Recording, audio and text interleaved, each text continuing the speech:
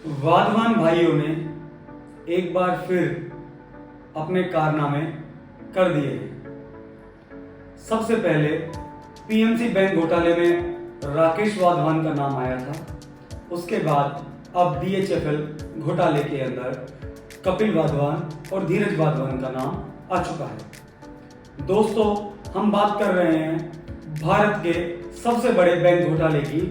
34,600 करोड़ का यह घोटाला भारत में एनबीएफसी द्वारा किया गया है। डीएचएफएल ग्रुप एक एनबीएफसी है जिसका काम है लोगों को घर बनाने के लिए ऋण उपलब्ध कराना, और इसी काम के करते करते उन्होंने कांड कर दिया है। जैसा कि सूत्रों से पता चला है कि 34,600 करोड़ का घोटाला डीएचएफएल द्वारा किया गया है। मैं मोहित बटवाड़ा आपका स्वागत करता हूं अपने YouTube चैनल पर। आज हम चर्चा कर रहे हैं डीएचएफएल के घोटाले की। बात सन 2019 की है, जब सबसे पहले डीएचएफएल घोटाले का जिक्र उठा था। सबसे पहले कोबरा पोस्ट ने अपनी एक रिपोर्ट में बताया था कि डीएचएफएल में घोटाला हो रहा है।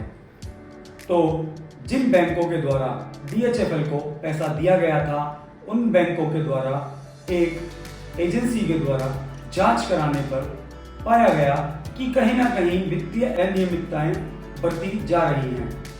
उसके बाद में केंद्रीय एजेंसियां जब एक्टिव हुई तो इसमें एक बहुत बड़ा खेल निकलकर सामने आया। जैसा कि हम सभी जानते हैं कि भारत में एक आम आदमी को अगर लोन लेना होता है तो उसके लिए बहुत सारी लाइबिलिटीज और डॉक्यूमेंटेशन पूरे करने होते हैं, लेकिन डीएचएफएल ग्रुप द्वारा दिए गए लोन में इन सब चीजों को बाईपास करके और ये राशियां उपलब्ध कराई है। जैसा कि खबर में आ रहा है कि 45 से ज्यादा शेल कंपनियां बनाकर जिनकी नेटवर्थ 1 लाख रुपए थी, उन कंपनियों को 200 करोड़ रुपए की राशि स्लम डेवलपमेंट के नाम पर जारी कर दी गई। वैसे तो देखा जाए तो बिना प्रोग्रेस रिपोर्ट के बैंक किसी भी प्रोजेक्ट के लिए राशि नहीं जारी करती हैं, लेकिन यहाँ सारे नियमों को धता बताकर और ये राशि जारी कर दी गई है, जिसके बाद में सारा खेल शुरू हो चुका था और ये पैसा वापस डीएचएफएल के पास आना था। लेकिन ये पैसा डीएचएफएल के पास ना आकर उन डायरेक्टर्स के फर्जी बैंक खातों में आया था। जो पैसा बैंकों को वापस जाना था, वो पैसा बैंकों को ना जाकर मनी लॉन्ड्रिंग के द्वारा विदेशों में भेज दिया गया। उस पैसे से स्लम बनने थे, स्लम में डेवलपमेंट होना था। उस पैसों को शेयर बाजार, रियल एस्टेट, यहाँ तक कि श्रीलंका प्रीमियम लीग की वायम्बा यूनाइटेड नाम की टीम में इन्वेस्ट कर दिया गया। इंग्लैंड में इन लोगों ने बैंकिंग सेक्टर के लिए लाइसेंस के लिए आवेदन कर दिया था।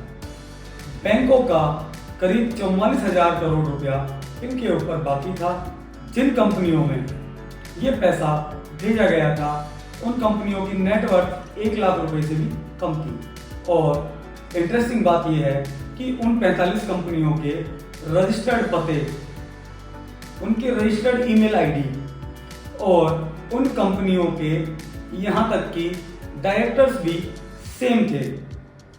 तो इससे अंदाजा लगा सकते हो कि ये घोटाला दबे पांव बंद कमरे में कितने दिनों से तैयार किया जा रहा था। देखना यह है कि सीबीआई कब तक धीरज वाधवान और कपिल वाधवान को गिरफ्तार करती है। और सबसे बड़ी बात आज की ये है कि हम सरकार से मांग करते हैं कि ऐसा कोई कानून आए या ऐसा कोई मैकेनिज्म आए जिसके द्वारा घोटालों की तुरंत जांच हो सके और उनकी पड़ताल हो सके, सारे फैक्ट जनता के सामने आए और जनता के पैसों की रक्षा हो सके। आज की इस वीडियो का हमारा उद्देश्य यही था कि कैसे लोगों के हितों की और उनके पैसों की रक्षा की जा सके। आई होप आपको मेरे द्वारा दी गई जानकारी पसंद आई होगी और आपके लिए ज्ञानवर्धक होगी। तो अगर आपको मेरी वीडियो पसंद आई हो तो please like share and subscribe जरूर करें।